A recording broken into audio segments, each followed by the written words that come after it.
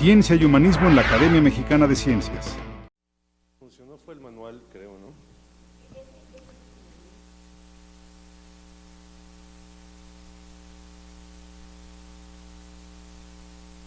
Gracias. Muchas gracias. Bueno, muy buenas tardes a todos. Quisiera en primer lugar agradecer la invitación de la Academia Mexicana de Ciencias a través de la doctora Bravo para participar en este evento el día de hoy.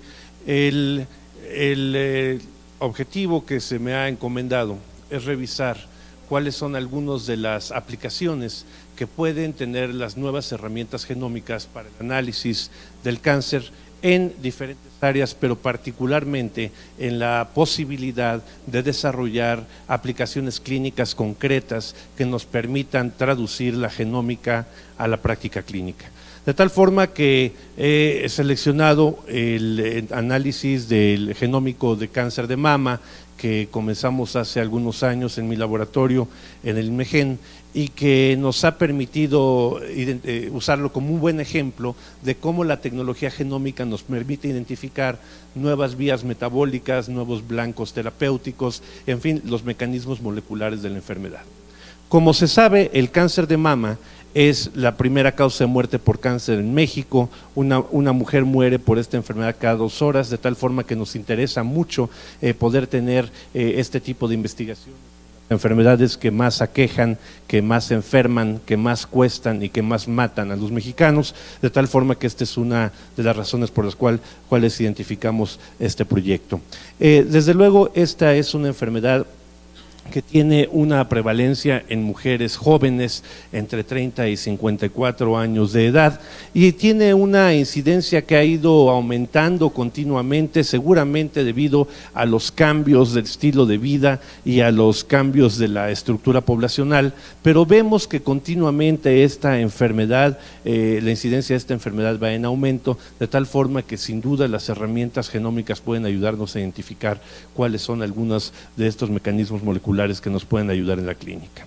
Por otro lado, los datos epidemiológicos indican que se presenta hasta una década antes en mujeres mexicanas que en otras poblaciones, es decir, en otras poblaciones en donde las edades son entre 51 y 63 años. Esta diferencia nos hace pensar que además de cuestiones de medio ambiente, pueden haber cuestiones genéticas que podríamos identificar en esta población. De tal forma que, por otro lado, se han identificado ya diversos tipos de genes que participan en la fisiopatología del cáncer de mama, genes que ya conocemos, oncogenes, supresores de tumores, genes asociados a la muerte celular, la diferenciación, la reparación de ADN, etcétera, de tal forma que en todos estos grupos de genes claramente tenemos la indicación de que la participación genética en el desarrollo de esta enfermedad es importante. Y finalmente y es el conocimiento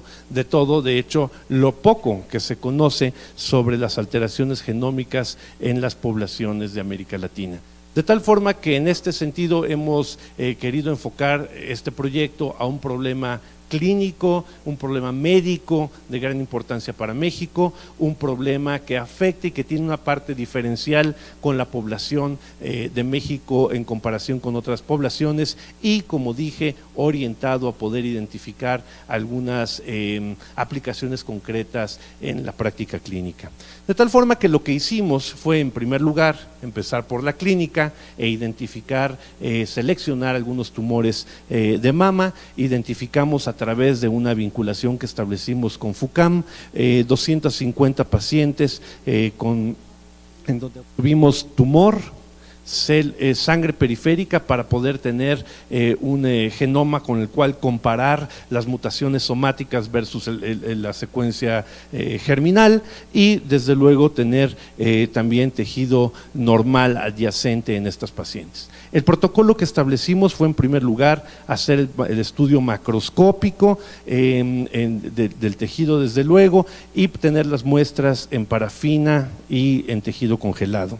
Es así que finalmente, después de hacer estos controles de calidad, logramos obtener 120 muestras a partir de las 250 con las que iniciamos, en donde tenemos tejidos, como dije, normales, tejidos tumorales, y en todas ellas desarrollamos análisis a través de arreglos de tejidos, en donde pudimos hacer la inmunohistoquímica en estos diferentes marcadores que vemos en la pantalla para poder subclasificar a los tumores de acuerdo con el protocolo internacional para hacer esto. Una vez identificados estos tumores, lo que hicimos fue hacer el análisis de ácidos nucleicos, y para esto extrajimos tanto RNA como DNA. En el caso del RNA, en estas 120 muestras, después de estudiar la integridad del RNA a través de bioanalizador, utilizamos el análisis a través de chips de microarreglos de Affymetrix, en donde en estos microarreglos que los estándar 1, como ustedes saben, contienen prácticamente sondas para todos los exones conocidos del genoma humano, y con esto estudiamos la parte de expresión global. La parte, por otro lado, analizamos microRNAs, expresión de microRNAs a través del sistema de Taqman en serie, de Taqman en microarreglos también, y con esto pudimos identificar expresión diferencial de microRNAs. En términos de DNA, lo que hicimos con estas muestras fue varias cosas. En primer lugar, analizar a través de microarreglos del SNP6, que contienen 1.800.000, detección para 1.800.000 polimorfismos, 1.000.000 SNPs, 800.000 de número de variaciones de número de copia. Identificamos entonces el análisis estructural en estos tumores y en DNA normal de linfocitos de las mismas pacientes. Y por otro lado, para identificar mutaciones puntuales y mutaciones específicas, lo que hicimos fue utilizar secuenciación de nueva generación. Hicimos secuenciación de genoma completo en un grupo de ellos, secuenciación de exoma completo en otro grupo, y secuenciación tanto de genoma completo cuanto de exoma completo en un subgrupo de ellos. Este proyecto que inició para hacer este protocolo que he dicho, que comenzó en mi laboratorio y que ha continuado Alfredo Hidalgo, quien era postdoc en mi laboratorio, y que hemos desarrollado en una colaboración a través de los últimos años, ha venido ampliándose a través de colaboraciones con diferentes instituciones que mencionaré en un momento. Así pues, el protocolo que desarrollamos, como dije, en primer lugar, fue el control de calidad. Aquí vemos el control de calidad de los tejidos, en donde vemos la parte histológica, identificamos desde luego el tejido tumoral, la inmunohistoquímica que vemos en la parte inferior, y en donde vemos también la pureza y la integridad del RNA para el estudio de expresión global.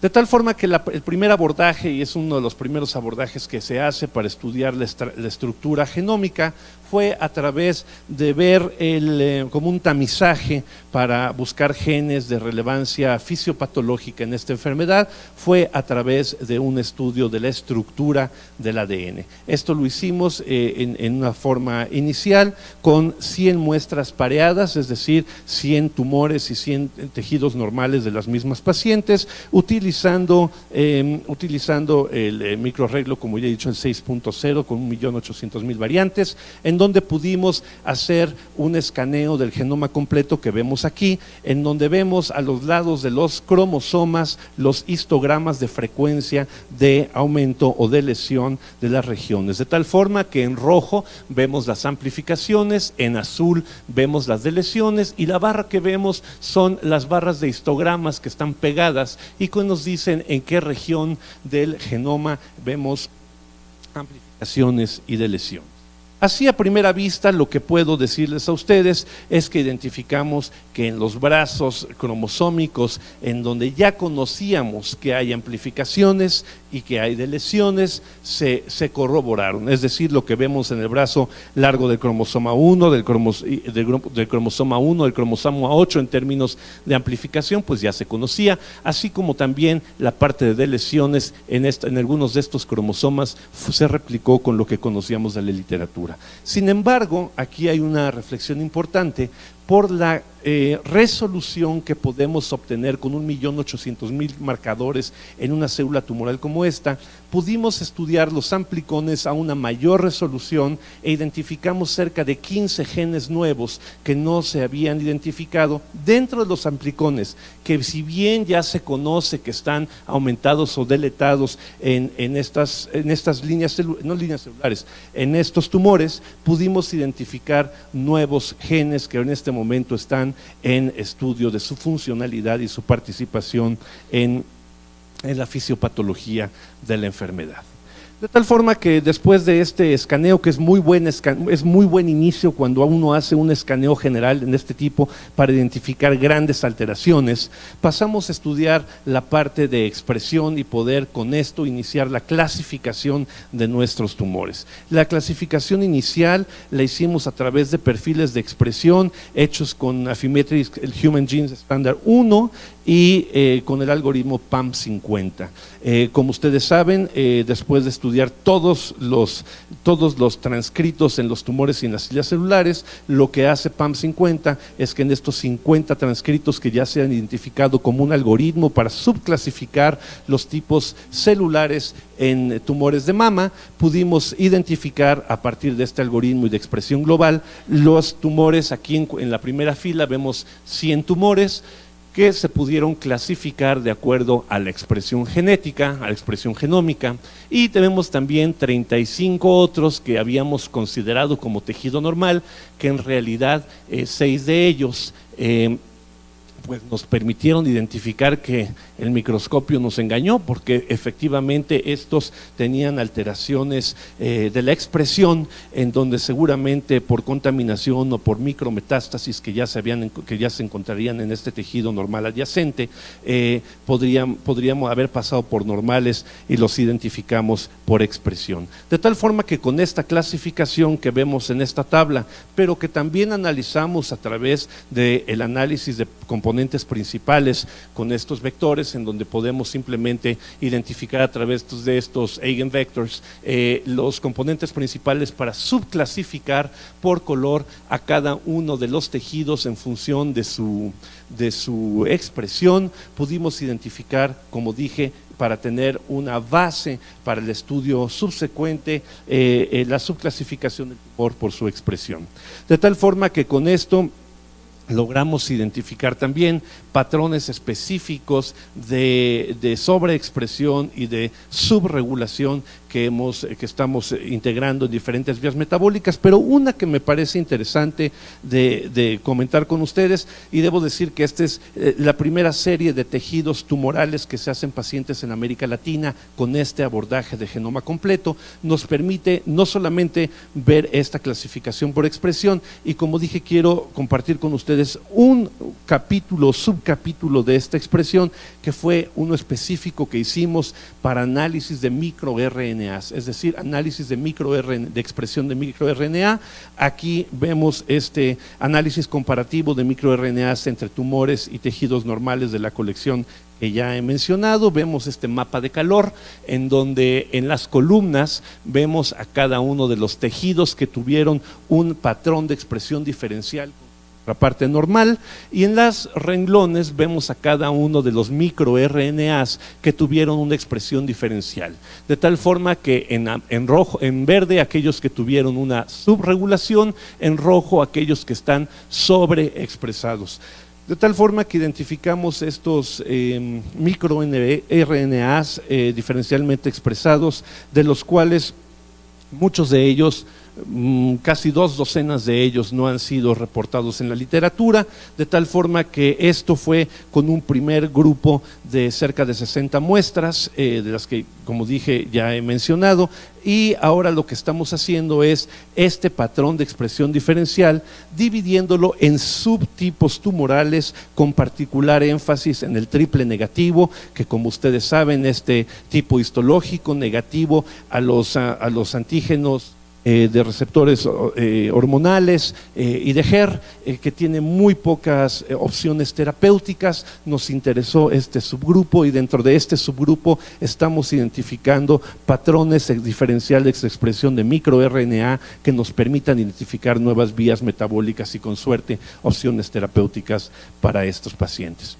Estábamos en eso cuando claramente nos empezó a alcanzar y por cierto, también este estudio acaba de ser aceptado la semana pasada en PLOS ONE, de tal forma que lo podremos tener en línea probablemente la próxima semana.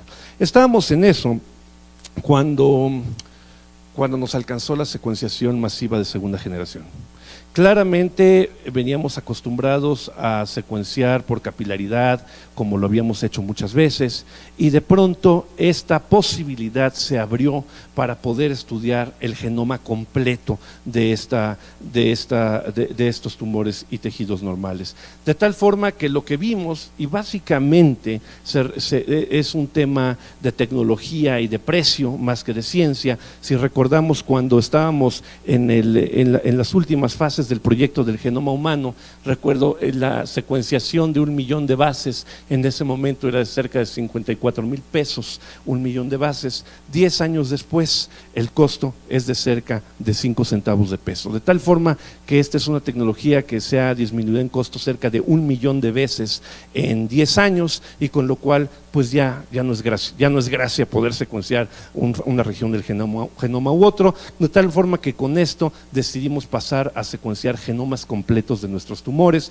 y poder compararlos con los tejido normal de nuestras pacientes. Es así que incorporamos este proyecto al proyecto Sigma con el Instituto Broad y Dana-Farber y Harvard para poder desarrollar, utilizar esa tecnología y secuenciarlo, y secuenciamos nuestras muestras porque, como ustedes saben, la secuenciación de la nueva generación nos permite identificar una gama enorme de mutaciones. Desde luego las mutaciones puntuales, las inserciones y deleciones nos permite detectarla con una enorme sensibilidad, pero también de lesiones homocigotas, hemicigotas y ganancias de material genético, es decir, cambios en el número de copias, nos permite identificar con una enorme facilidad, así como también translocaciones y la presencia de ADN no humano nos permite identificarlo muy rápidamente. De tal forma que esta apertura a la secuenciación de nueva generación nos ha permitido iniciar un nuevo paradigma en el análisis, en el abordaje genómico del cáncer, en donde nos permite ahora ya no solamente hacer experimentos basados en hipótesis. Recordarán ustedes, íbamos tras de aquel oncogen o tras de aquel supresor. Hoy en día podemos hacer análisis sin hipótesis, buscando y echando la red para ver qué tipos de genes podemos encontrar y qué podemos descubrir en términos de las bases moleculares de la enfermedad.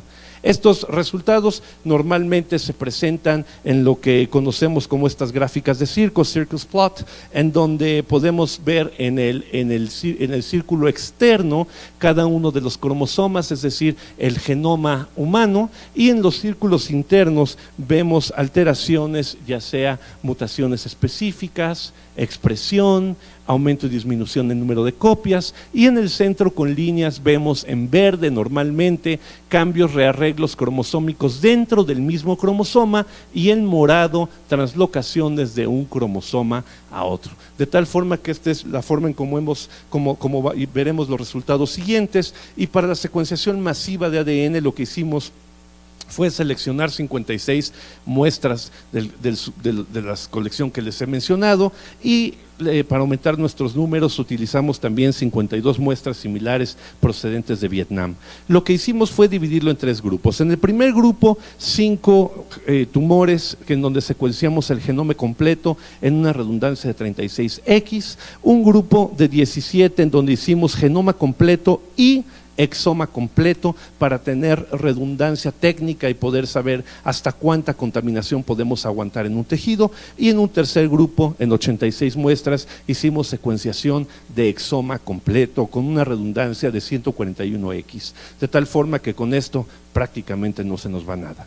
En esta tecnología, para el análisis de estas muestras, utilizamos número de copias, pureza, ploidía y ancestría. Lo hicimos con el SNP 6.0 del que ya hablé. El análisis de expresión con el 1.0 de expresión, pero utilizando el algoritmo PAM50 que ya he mencionado. Y para la secuenciación de nueva generación utilizamos el Genome Analyzer 2 de Illumina, entre otras tecnologías.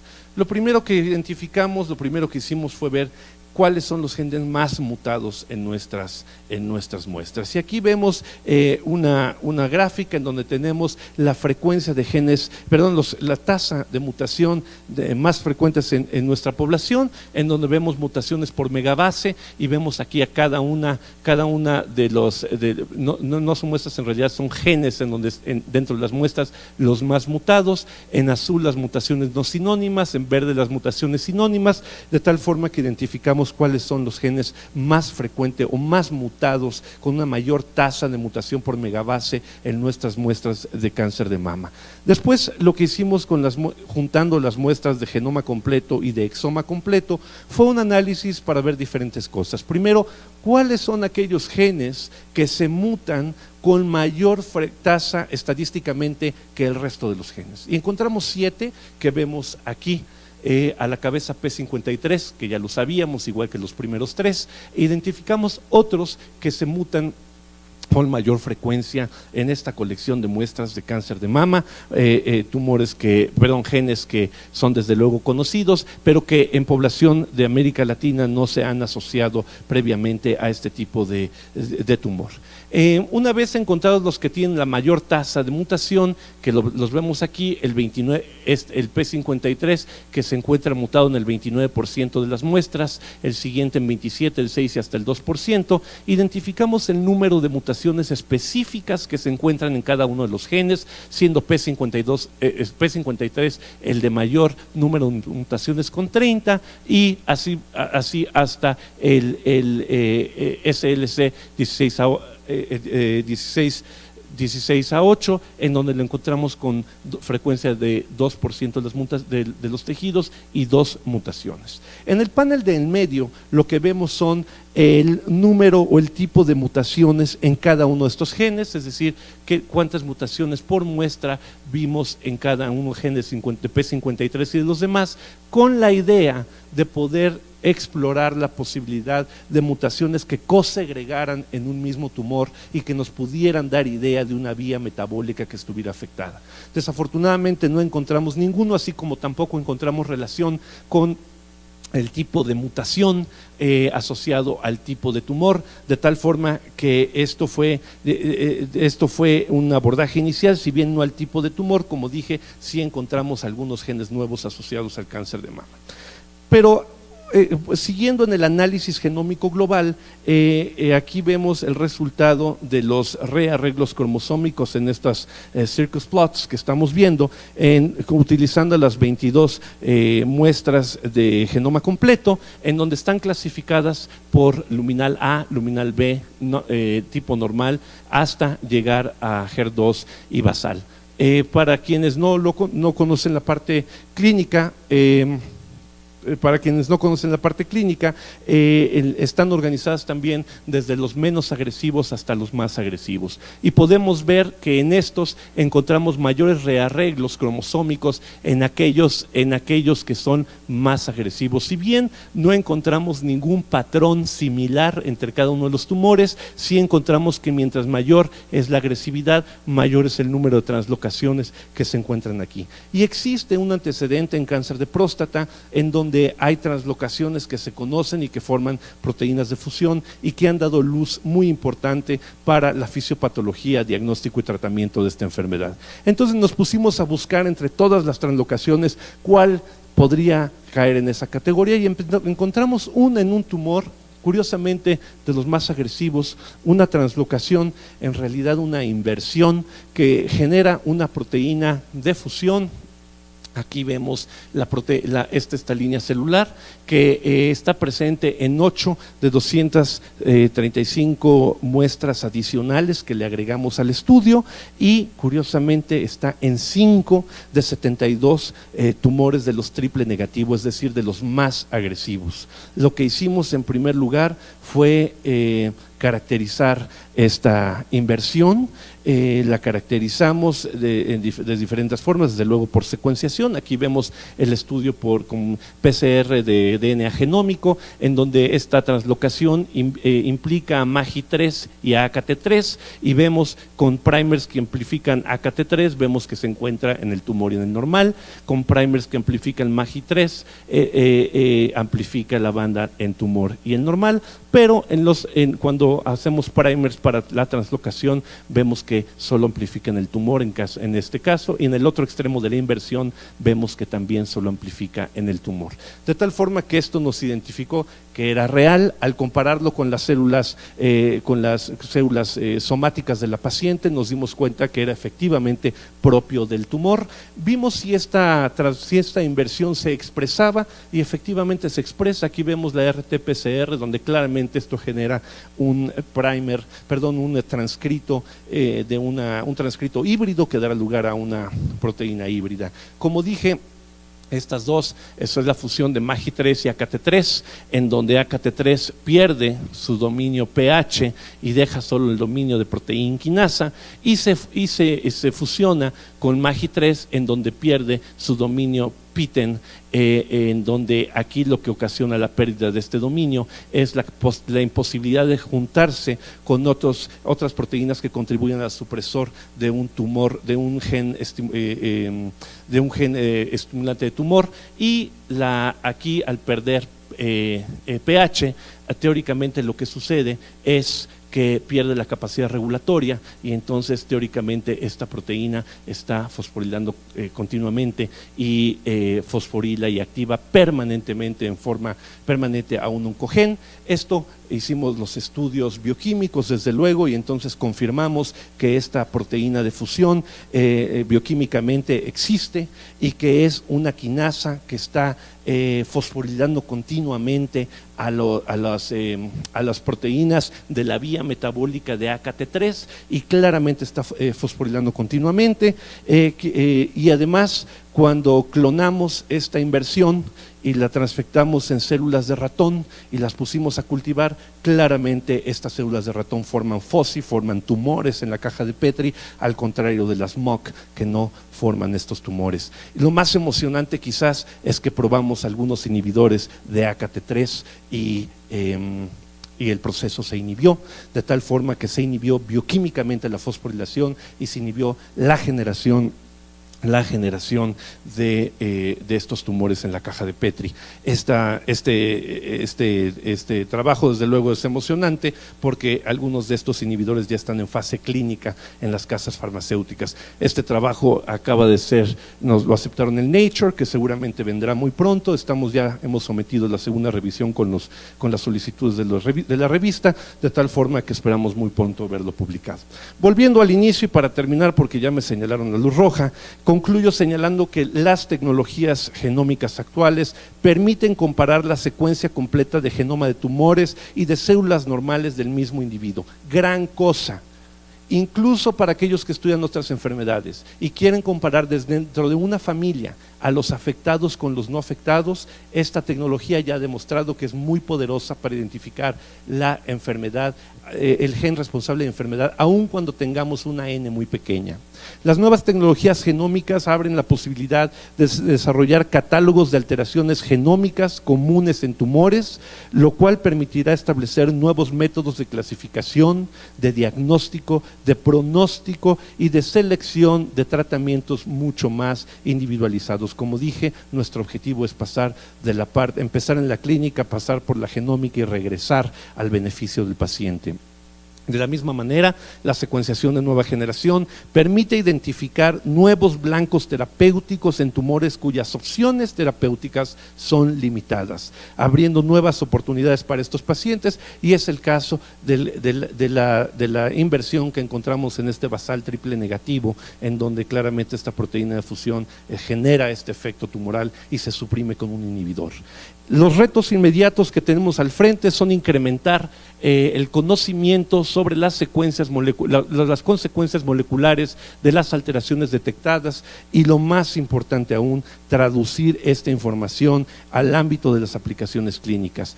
Como dije y hago énfasis, la secuenciación de segunda generación o la tecnología que sea, ya no es la parte importante en la que muchos se enfocan o se enfocaban antes. Lo importante es la información que podemos derivar para el beneficio del conocimiento científico y desde luego de nuestros pacientes. Finalmente, la genómica abre nuevos paradigmas para la identificación de genes asociados al cáncer, contribuyendo cada vez más al desarrollo de la medicina personalizada. Y un trabajo como esto, que como dije comenzó en mi laboratorio, ha continuado con Alfredo Hidalgo y con muchos otros colaboradores. No podría yo terminar sin agradecer a nuestros colegas de las diferentes instituciones, desde luego empezando por FUCAM, dentro del proyecto Sigma, al Instituto Carlos Slim por su patrocinio, y la colaboración con el Instituto Broad, con Dana-Farber, con Harvard Medical, con el Mass General y con la vinculación con LACE, con quien tenemos una vinculación muy productiva. Muchas gracias.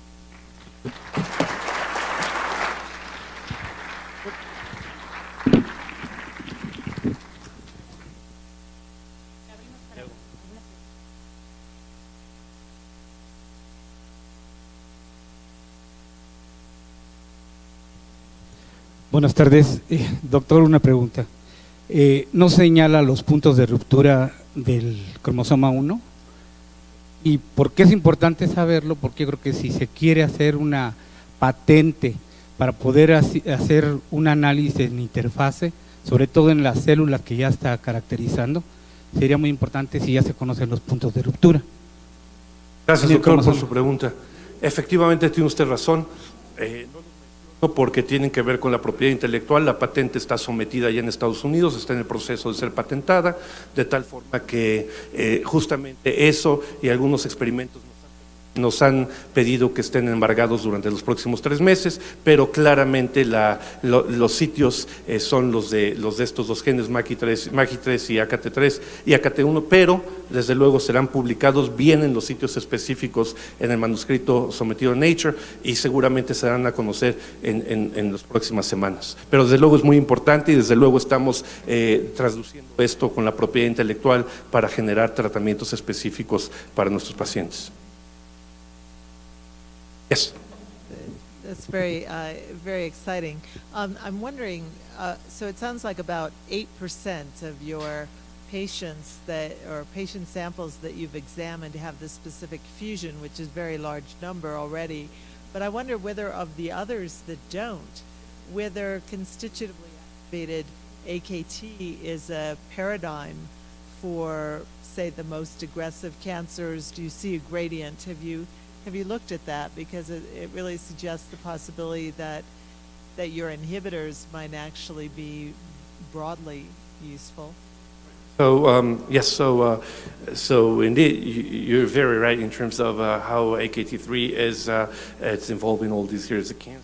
And we've indeed looked at the different other tumors that had not the fusion but this protein overexpressed. And indeed, we found in some of them that we can have this effect with one of these drugs. So very exciting, very future-looking in terms of identifying exactly which markers can let us to identify the subgroup in which we can select for those cell lines or tumors that are sensitive to the inhibitor that we just presented. It also suggests the possibility that if you see constitutively activated AKT in some but not all of your other cancers, that there may be those genes that you do map out as being defective in those particular cancers that don't show the fusion might give you clues into a pathway that could be specifically operative in aggressive cancers? So exactly right. So on the one hand, to identify a metabolic pathway, what we did was analyze the phosphorylation pattern of the AKT pathway, and number one is selective. The inhibitor works selectively, and so clearly we are on a pathway that we knew already it was involved. But on the other hand, what you're talking on the other subset of tumors, what we are analyzing in addition is the correlation with other rearrangements that might lead to identifying a subset, which could lead into identifying pathways. Indeed, that's what we're chasing. Thank you. ¿Alguna otra pregunta? Muchísimas Gracias. gracias.